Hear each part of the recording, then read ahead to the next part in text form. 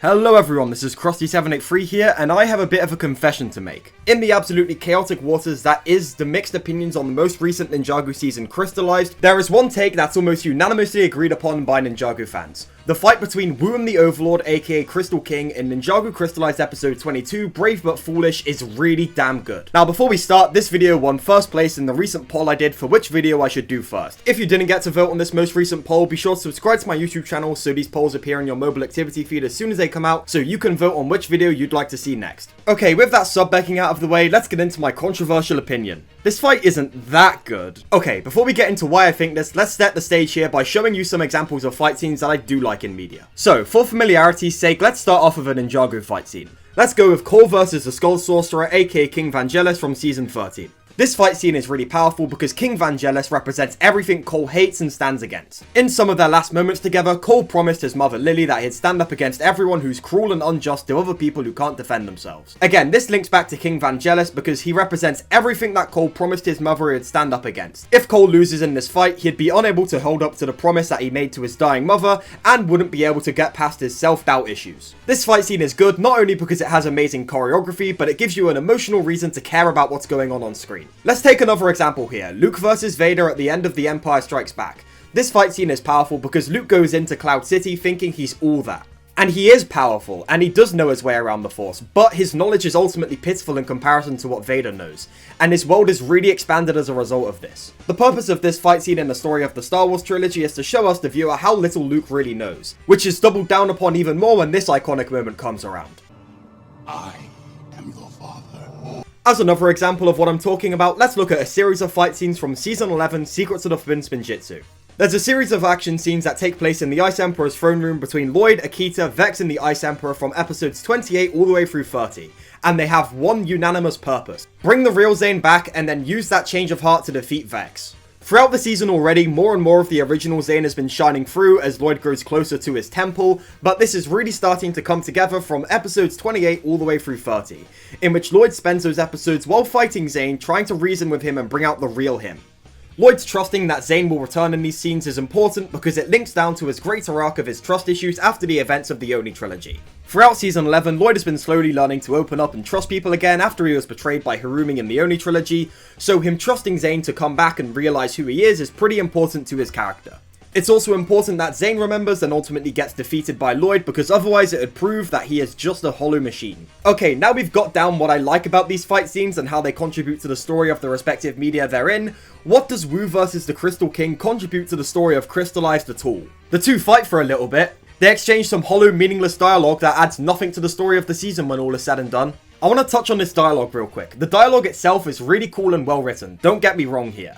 This is some actually awesome dialogue, but the problem is it means nothing. My favourite line of dialogue in this whole action scene definitely has to be this one line from Master Wu. Even if I did not, I would oppose you to my last breath. Now comes the part where we throw our heads back and laugh. Ready? Ready! This line of dialogue from Wu is a perfect example of what I'm talking about when I say that the dialogue in this scene is really cool but ultimately meaningless. Because anyone who's been watching this show for more than 5 minutes, let alone paying attention to how little Crystallized cares about long-term consequences, can tell you that Wu's last breath is something that's never going to happen. Okay, so you might be telling yourself, sure, the fight has pretty much no emotional value and adds next to nothing to the plot and themes of Ninjago Crystallized whatsoever. Sure. But not all fight scenes have to do that. Some fight scenes can get away with being cool as long as they make some kind of impact on the story. And yeah, I'd agree with you there. The problem is, Wu versus the Crystal King not only contributes nothing to the season emotionally, nothing actually happens in this fight scene at all. And in order to convey my point, let me pull up another fight scene. We have Garmadon versus Klaus from Ninjago Season 4 Tournament of Elements. This fight scene is awesome because it's two longtime rivals finally having their final battle. There's also this one really amazing exchange where Klaus remarks to Garmadon that he's not going to be around for his son forever and that Lloyd will eventually have to stand on his own 2 feet without him, and oh no, this fight scene is foreshadowing an emotionally resonant dialogue too! Anyways, the important part of this fight scene when you look at it just from a basic plot utility perspective is that it ends with Klaus being banished to the Cursed Realm. This goes on to affect the events of the season because it leaves Chen without his right-hand man who handled most of the underground operations, which leaves him in difficult positions throughout the season. Not only that, but Klaus's banishment to the Cursed Realm would also in the long term lead to the release of Nadakhan, which set the events of the entire 6th season into play. Again, let's compare this to the fight scene between Wu and the Crystal King from Ninjago Crystallized. Even ignoring the fact that this fight scene has nothing to offer to the actual plot and themes of Crystallized as a whole, the fight scene also ends in absolutely nothing happening. We start off this scene with Wu clad in the dragon armor fighting the Overlord, and the Overlord about to enact his master plan. The fight scene ends with Wu clad in the dragon armor running away from the Overlord, and the Overlord about to enact his master plan. Literally nothing of worth happens in this fight scene. It is total filler. Now, before there's any confusion, I just want to make one thing clear. The actual fight choreography in this scene itself is genuinely incredible, and I wholeheartedly think that from a choreography and technical perspective, this is one of the best animated fight scenes I have ever seen. The problem is there's no substance or actual story to back up this fight scene at all. It's just really cool things happening with no impact or reason to exist within the story. This is a problem because Ninjago is a plot-centric show. In order to fix this fight scene, I have two possible suggestions. One, actually kill off Wu at the end of the fight scene. Wu is a character that's been around for really long now and has completed pretty much any storytelling purpose he has. Removing him would only allow for new possibilities for the show in the future.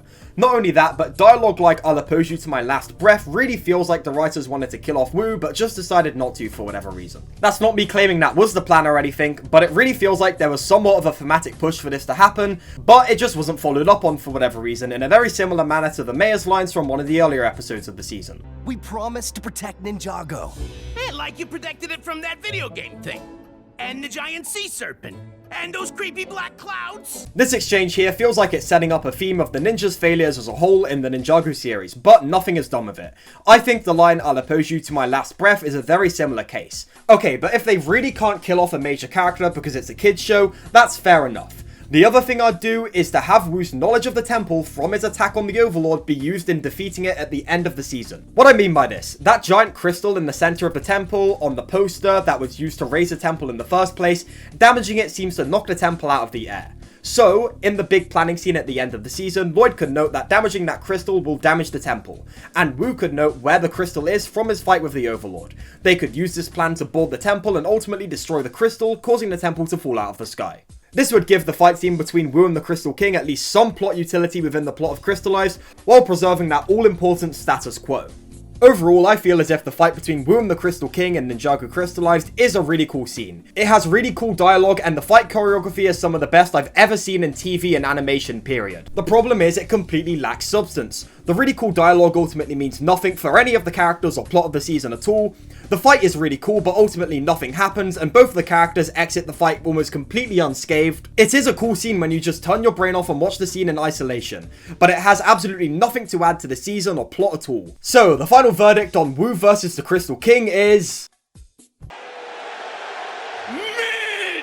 Thank you so much everyone for watching all the way to the end of the video and hearing out my really controversial opinion on Ninjago Crystallized. Be sure to let me know your opinions on this fight scene in the comments down below. Do you like it? Do you not like it? And what makes it work for you or what makes it not work for you? I'd love to hear what you all think. As always, thank you so much to the channel members whose names are listed on screen now. If you want to get a channel membership yourself, be sure to hit the join button on my channel. Thank you so much again for watching this video everyone, and I will see you in the next one. Goodbye for now.